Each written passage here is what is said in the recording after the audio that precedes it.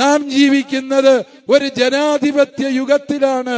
ഭരണത്തിലിരിക്കുന്നവർക്ക് തങ്ങൾ രാജാക്കന്മാരാണ് എന്ന് കേന്ദ്രത്തിലും കേരളത്തിലും പലർക്കും തോന്നിത്തുടങ്ങിയിട്ടുണ്ടാകാം. പക്ഷേ ഏതെങ്കിലും രാജാവിന്റെ പ്രജകളായിരിക്കുന്നതിനേക്കാളും നല്ലത് കടുവായ്ക്ക് ഭക്ഷണമായാലും ഞങ്ങൾക്ക് അതിനാണ് കൂടുതൽ സന്നദ്ധത എന്ന് ഭരണ നേതാക്കളെ ഞങ്ങൾ ഓർമ്മിപ്പിക്കാൻ ആഗ്രഹിക്കുകയാണ്. വീണ്ടും പ്രിയപ്പെട്ടവരെ, വനപാലകരുടെ കൃത്യനിർവഹണം തടഞ്ഞു എന്നതിന്റെ പേരിലാണ് കേസ്. നട്ടാ കുരുക്കാത്ത നുണയല്ലേ ഇത്? വനപാലകരുടെ കൃത്യനിർവഹണോ? അവർക്ക് അങ്ങനെ ഒരു സംഗതി ഉണ്ടോ? അവർക്ക് കൃത്യനിർവഹണമുണ്ട്. അവരെന്ത് കൃത്യമായി ചെയ്യുന്നത്? മലയോര കർഷകന്റെ മേൽ കുതിര കയറുക എന്നുള്ളതാണ് അവർക്കറിയാവുന്ന ഏക കൃത്യം. ആ കൃത്യം ഞങ്ങൾ തടയാൻ തന്നെ തീരുമാനിച്ചിട്ടുണ്ട് എന്നുള്ള കാര്യം വനപാലകരെ നിങ്ങളെ സ്നേഹത്തോടെ ഓർമ്മിപ്പിക്കുക. നിങ്ങളും ഞങ്ങളെ പോലെ മനുഷ്യരാണ് എന്നും നിങ്ങൾക്കൊരു പോറൽ പോലും ഏൽപ്പിക്കാൻ ഞങ്ങൾ ആഗ്രഹിക്കുന്നില്ല.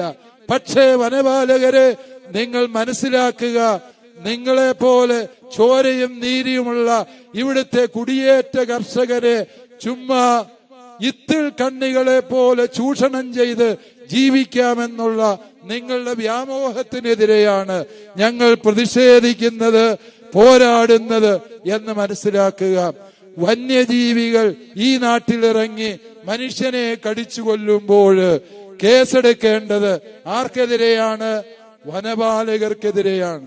ഇനിമേല് ഒരു കർഷകനെങ്കിലും കൊല്ലപ്പെട്ടാൽ, പരിക്കേറ്റാൽ അതിന് സമാധാനം പറയേണ്ടത് ഇവിടുത്തെ വന്യജീവി ഉദ്യോഗസ്ഥന്മാരാണ്.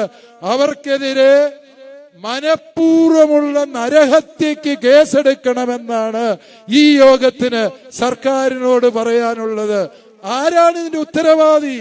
വനപാലകർ എന്ന പേരില് ഒരു കൂട്ടര് ഇവിടെ ശമ്പളം മേടിച്ച് കഴിയുമ്പോൾ വന്യമൃഗങ്ങൾ അതിർത്തി ലംഘിച്ച് ഈ കൃഷിഭൂമിയിൽ ഇറങ്ങി നാശം വിതയ്ക്കുന്നു.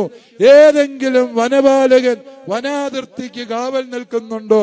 അവരൊക്കെ ശീതീകരിച്ച മുറികളിൽ ഇരുന്നുകൊണ്ട് നമുക്കെതിരായി FIR-ഉം ഫയലും തയ്യാറാക്കുന്ന വ്യഗ്രതയില്ല. അല്ലയോ വനപാലകരെ, നിങ്ങളുടെ ജോലിയാണ് വനം പാലിക്കുക, വന്യജീവികളെ അതിർത്തിക്കുള്ളിൽ സംരക്ഷിക്കുക എന്നുള്ളത്.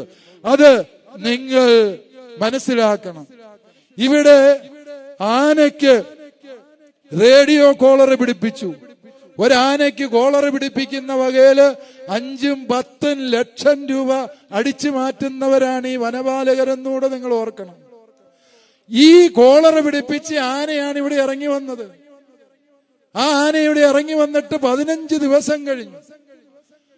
ആ ആന കോളർ പിടിപ്പിച്ച ആന എങ്ങോട്ടാ നീങ്ങുന്നത് എന്ന് കൃത്യമായി കണ്ടെത്താൻ വനപാലകർക്ക് സാധ്യതയുണ്ട്. അതിനുള്ള സംവിധാനങ്ങളുണ്ട്. അതിനാണ് കോളർ പിടിപ്പിച്ച്. അല്ലാതെ ആനയ്ക്ക് പോയി താലി കെട്ടിയതല്ലല്ലോ ഈ റേഡിയോ കോളർ എന്ന് പറഞ്ഞത്. ആനയ്ക്ക് റേഡിയോ കോളർ പിടിപ്പിക്കുന്നതിന്റെ ഉദ്ദേശം എന്താ? ബോധമുള്ള സകല മനുഷ്യർക്കും അറിയാം ആനയുടെ ചലനം നിരീക്ഷിക്കാന്. 15 ദിവസത്തിലേറെ ജനവാസ മേഖലയില് നടന്ന ഈ ആനയുടെ ചലനങ്ങൾ അറിയാനോ സാധാരണ മനുഷ്യർക്ക് മുന്നറിയിപ്പ് കൊടുക്കാനോ വനപാലകർക്ക് കഴിഞ്ഞില്ല. അതുകൊണ്ട് എനിക്ക് സർക്കാരിനോട് പറയാനുള്ളത്, ഇനിമേൽ കോളർ പിടിപ്പിക്കേണ്ടത് ആനയ്ക്കല്ല, ഈ വനപാലകർക്കാണ് കോളർ പിടിപ്പിക്കേണ്ടത്. കാരണം എന്താന്ന് ചോദിച്ചാല് ഇവര് വരുന്നത് അറിഞ്ഞ് നമുക്ക് മാറി നിൽക്കാമല്ലോ. അതുകൊണ്ട് ഈ കോളർ പിടിപ്പിക്കേണ്ടത് ഇനിമേൽ വനപാലകർക്കല്ല, മറിച്ച് വന്യമൃഗങ്ങൾക്കല്ല. ആർക്കാണ്? വനപാലകർ. നിങ്ങളെ പറഞ്ഞത് ഞാൻ പറഞ്ഞിട്ടില്ല എന്നോർത്തോളുക.